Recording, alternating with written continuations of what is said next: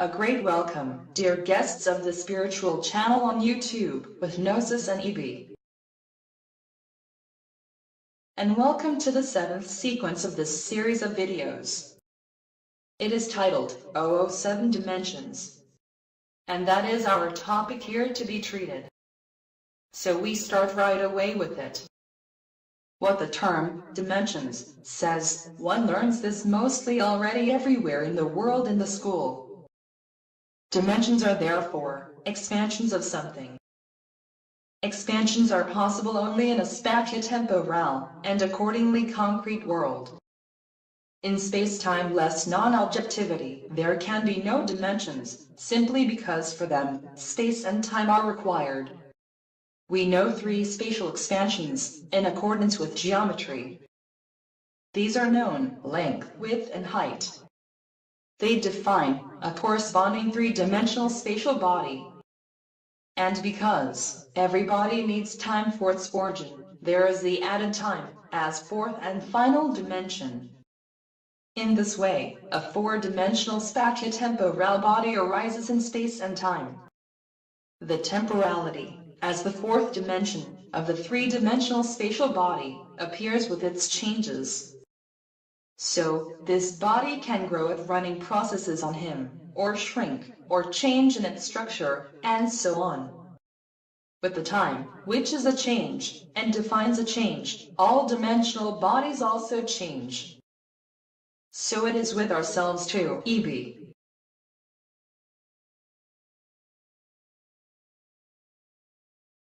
Yeah, we are no exception. Thereby I am thinking of the example of becoming and passing a way of life, begun from the sperm cell, then the fertilized egg cell, as far as the embryo. Then its further development till the birth of a finished living being. From birth follows further growth and biological construction. In humans, from about the age of 27 years begins biodegradation. It is known as the aging and ultimately leads to death. In this way, there is a 4-dimensional CV for the 3-dimensional organic body. This biological 4-dimensionality is represented in and with the soul. And that is also the reason why the soul normally is invisible and remains. Since we only experience with the presence of a very small time detail, we can perceive no stretched 4-dimensionality. Only in individual and exceptional situations, the soul, quasi from soul to soul, can be recognized and apprehended for a moment. In humans, there is, in addition to the 4-dimensional soul, nor the spirit, as well as 4-dimensional. Actually, this spirit is beyond all dimensions. Since one cannot divide spirit and subdivide, and therefore also not scale. However, with every person there is for the spirit a kind of reproduction device. Comparably with the radio, with which radio broadcasts can be received and be heard. With the individually different people arise according individually different receiving and reproducing qualities. The spirit itself is universal non-representational and thus is beyond all dimensions. 3-dimensional are only the representational receivers. With their individually temporal CV, people are total 4-dimensional.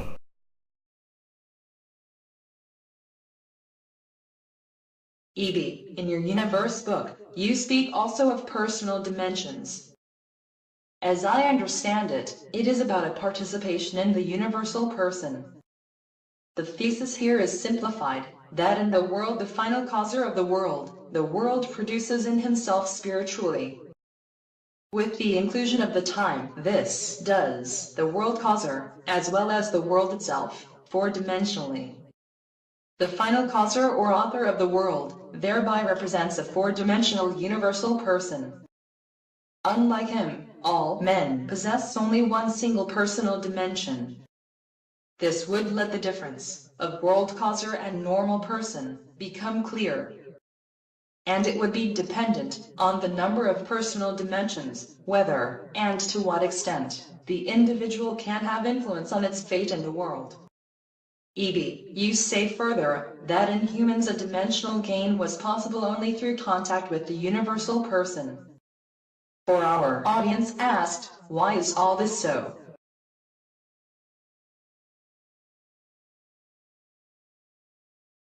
Well, quite simplified, one could say, such is the natural order.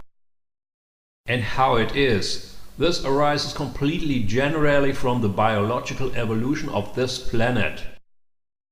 Since life evolves from the lower to the higher. However, the evolution can explain only a capable evolutionary outcome. With it, the ruling principle will be clear. It says that always only the higher is capable to explain the low and never vice versa. The principle of the control of the lower one by the higher will be understandable with it. Two dimensions trump the single dimension and so on under construction. Now let us transfer the Trump principle on human being and person.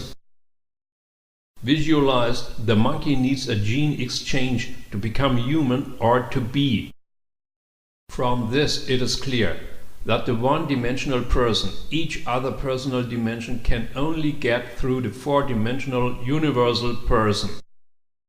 This is only possible with a spiritual participation in this universal person.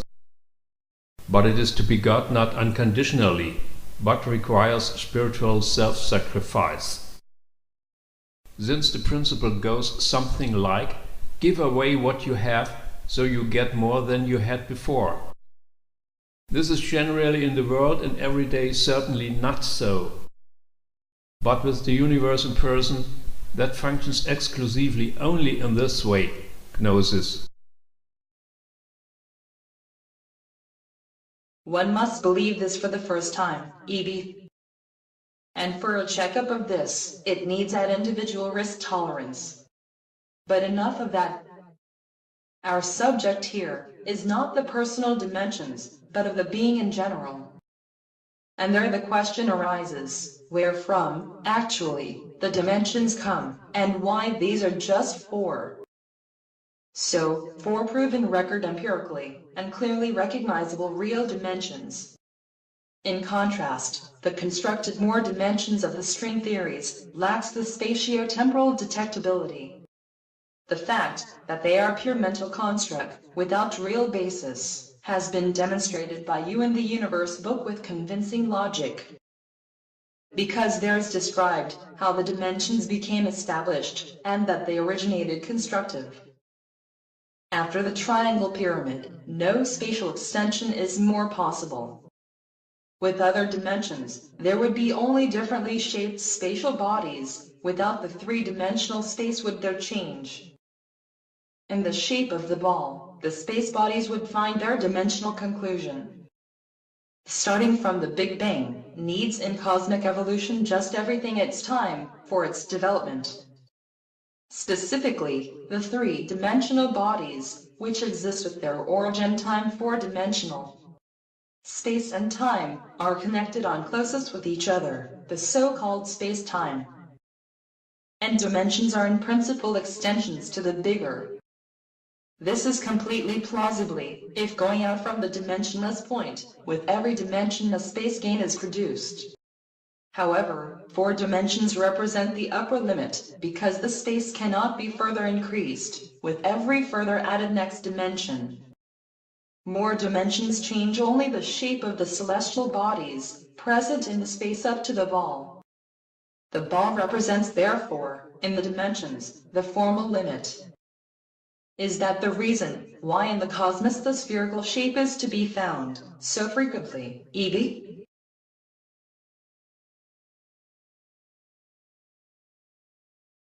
Exactly, one cannot say this, although it would be possible very well.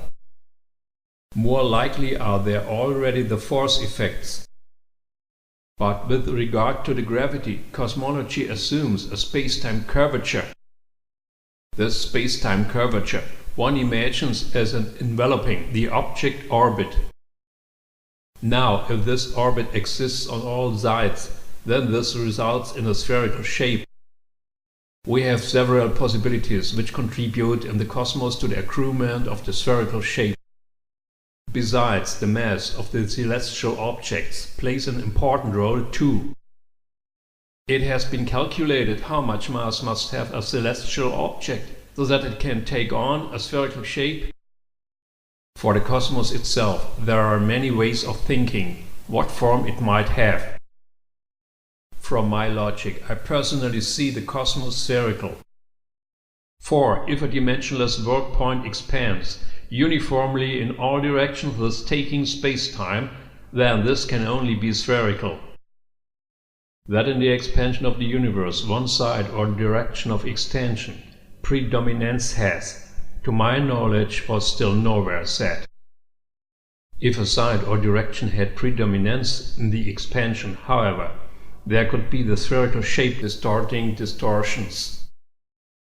As long as, however, in the cosmology there nothing is found out and is proof, I see the cosmos as a perfect sphere. And uniform spatiality is supported by the uniform distribution of the physical laws in the cosmos. Minimal deviations in the temperature distribution, as they have the measured space probes registered, tend to confirm the uniformity of the cosmos.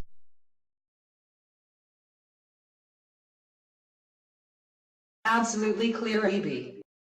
Uniform expansion of a point in every direction can only be spherical, unless the point would already be a formally distorted object.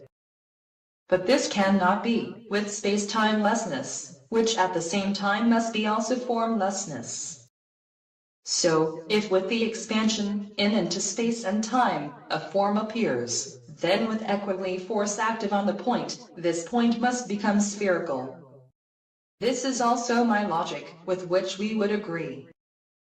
Sure, cosmologists have other arguments for their shape ideas that I do not know here now.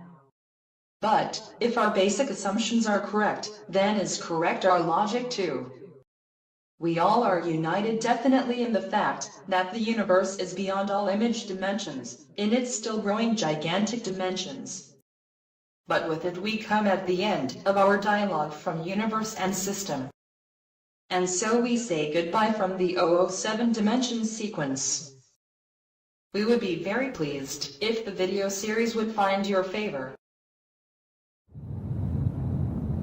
Okay. Then up to next sequence. It remains to us faithful and recommend us.